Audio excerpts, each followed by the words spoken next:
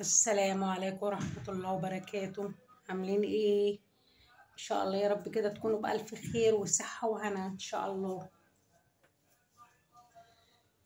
بصوا بقى، انا هدخل كده في الفيديو على طول. انا معايا جزر.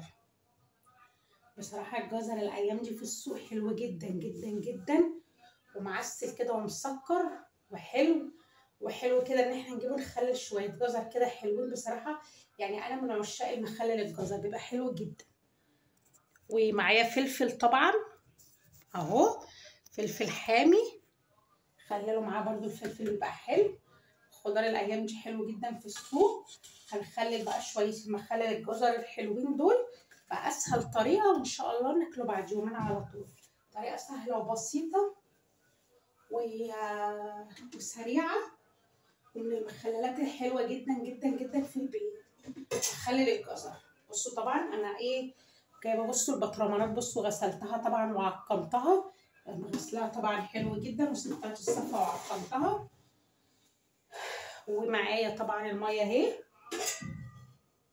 الميه دي انا غلياها وسبتها تبرد. يعني انا غاليه الميه دي وسبتها بردت خالص براحتها. خلاص يا حبايبي، هنعمل ايه بقى؟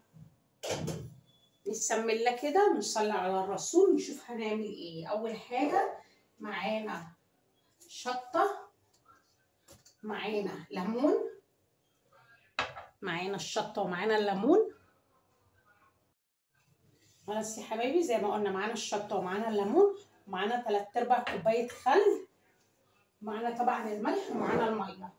خلاص هنجيب بقى الميه اهي. انا معايراها بالظبط على قد البطرمان. هحط البطرمان ده كده. بصوا البطرمان ده كده يا حبايبي هياخد 6 معالق ملح. عايزين تجيبوا الملح اللي هو الحجر اللي عند العطار الخشن هاتوه، مش حابين تجيبوه الملح الناعم العادي. بس هحط طبعا 6 معالق، ده المعيار المظبوط بالظبط اهو. احط بقى كده الملح ان شاء الله واظبطه طبعا واقلبه، علشان لازم ادوب الملح كويس قوي في قلب الميه. وادوب الشطه. لو ما عندكوش شطه ممكن تحطوا بابريكا، يعني عادي، يعني مش هتفرق. لو مفيش شطه ممكن تحطوا بابريكا. هدوب بقى الملح كده في الميه ونرجع ان شاء الله. يلا يا حبايبي بقى نسمي الله كده ونبدا. بصوا اول حاجه هنجيب البطرمان اهو. بسم الله الرحمن الرحيم. هنزل بالليمون اهو، شويه الليمون الحلوين دول، ومعاهم الخل. ادي الخل اهو. وطبعا هحط الاول شويه ميه، شويه ميه عشان انا هدوب الشطه في قلب البطرمان، عشان مش هقدر ادوبه في الحله. يعني لو دوبته في قلب الميه الشطه فظيعه، بتعمل ريحه جامده قوي. ننزل بقى بالشطه. طبعا الشطه حسب الرغبه. اللي حبه حامي اوكي، اللي مش حبه بقى حامي ما يكترش الشطه كتير. وطبعا زي ما قلت لكم لو ما عندكوش شطه ممكن تحطوا بابريكا. بصوا بقى ندوب الشطه كده اهو. بصوا قرون الفلفل الحلوه الحاميه دي بصراحه بتبقى جميله مع السندوتشات، مع الاكلات بقى الحلوه الجميله دي. بسم الله الرحمن الرحيم. ورمضان داخل علينا بقى، وكل سنه وانتم طيبين. المخللات بقى بدل ما نبعت نجيبها من بره، وعارفين ان كل يوم بقى بيعملوا المخللات ومفيش، يعني برضو المحلات بيبقوا مش مهتمين برضو بالنظافه قوي. طبعا احنا في البيت بنعرف نعمل كل حاجه حلوه وجميله وبايدينا وضامنين النظافه. حط برضو كده كام قرن فلفل في النص كده. الفلفل طبعا بيبقى حلو جدا مع مع كل المخللات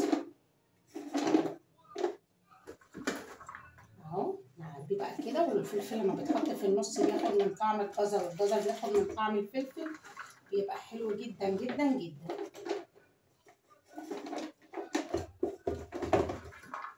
بصوا بسم الله ما شاء الله حلو.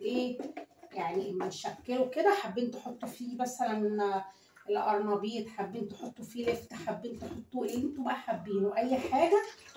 طبعا تشكيله المخللات بتبقى حلوه جدا. انا هدخله بقى كده كله في قلب البطرمان عشان هيقعد يروح شمال ويمين وارجع ان شاء الله. بصوا بقى يا حبايبنا كده اهو رقعتنا البطرمانات كلها اهو. ادي التاني البطرمانات التانية انا حطيت الميه فيها، بس انا بوريكم بس الميه بقى هننزلها ازاي. بصوا نحط بقى الميه اهو اللي منوبينها في الملح.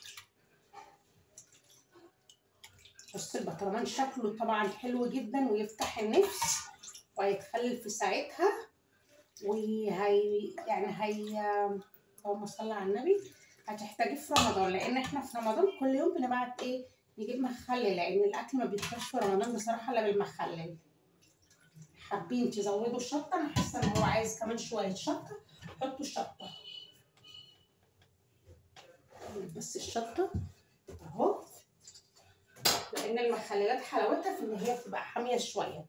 حابين بصوا حطوا الشطه كده اهو.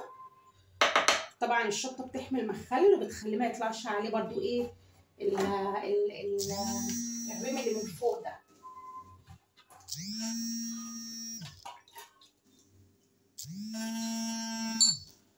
سهل وبسيط اهو. وايه والخضار الايام دي في السوق ومش مكلفه قوي، يعني الاسعار مناسبه وكده، فاحنا نستغل ان الاسعار ايه يعني مش كتيره مش عاليه قوي يعني، ونجيب ايه ونعمل في البيت اهو. لازم نحط ميه لحد فوق خالص. ايوه كده بالطريقه السليمه اهو. بصوا بقى افتح له فراغ كده، حابين تحطوا معاه خيار حطوا حسب ما انتوا عايزين، اللي حابب يعملوا بطرمان مشكل يعملوا برضه. بس بصوا بقى كده اهو. نجيب الغطا نحكمه كده ونغطيه حلو قوي.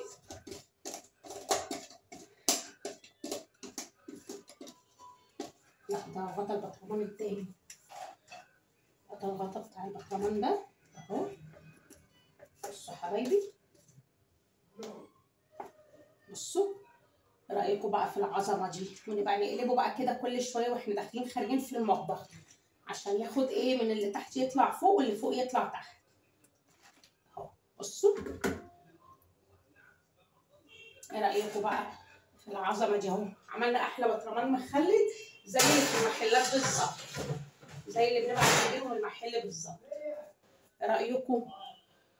يلا بقى قوموا كده ايه هاتوا شويه جزر كده وقطعوهم واعملوا احلى مخلل ان شاء الله هيعجبكم، وان شاء الله كده تطلعوه في رمضان وتطلعوه على الفطار وتطلعوه ويبقى طعمه جميل بدل ما تشتروا من بره. وان شاء الله كده تشتركوا في القناه عندي على قناه يوميات اسماء في المطبخ. يا ريت تفعلوا الجرس وتشتركوا في القناه عشان يوصل لكم كل جديد ان شاء الله. اشوفكم بقى في فيديو جديد. باي باي.